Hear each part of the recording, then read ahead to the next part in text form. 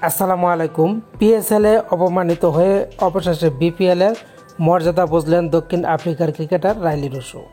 আপনারা হয়তো অনেকেই জানেন গতকালকে পিএসএলে একটি রান আউট নিয়ে ঘটে গেছে অপ্রীতিকর ঘটনা, যেখানে রাইলি রুসোর টিম তার বিপক্ষ টিমের বিপক্ষে একটি রান আউট সিদ্ধান্ত নিয়ে তুমুল বিতর্ক হয়ে গেছে।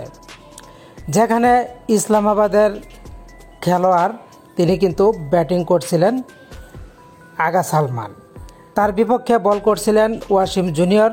তিনি যখন বলটি কুড়িয়ে স্টাম্প ভেঙে দিলেন তখন রান আউটের আবেদন করা হচ্ছিল।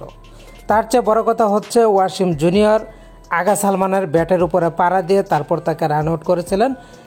ব্যাটার কিন্তু ব্যাটটি সরাতে পারেননি, তিনি কিন্তু প্রান্তে ব্যাট রাখতে পারেননি, যার কারণে তিনি আউট হয়েছেন। আবেদন করা হলো, কিন্তু রাইলি রুসো অধিনায়ক তিনি কিন্তু এই আবেদনটা নাকচ করে দিলেন।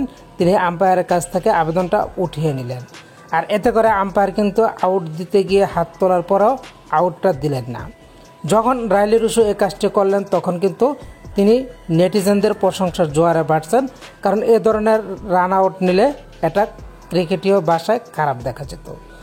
এদিকে রাইলি রুসো কিন্তু দুর্দান্ত খেলেছেন, যেখানে তিনি ম্যান অফ দ্য ম্যাচ হয়েছেন এবং তার দল জিতেছে। এরপরে আর কোনো কথা থাকার কথা নয়, কিন্তু তিনি যখন ম্যাচ শেষ করে মাঠের বাইরে গেলেন তখন তার দলের ম্যানেজার তার সাথে দুর্ব্যবহার করে, খারাপ ব্যবহার করে। কেন তিনি এই আউটটা নিলেন না, কেন এই আউটটা বাদ দিলেন? অথচ রাইলি রুসো নেটিজেনদের মুখে প্রশংসায় বাড়ছেন। এ ধরনের খেলায় ক্রিকেটে আদর্শ খেলা বলা হয়। আপনারা কি বলেন?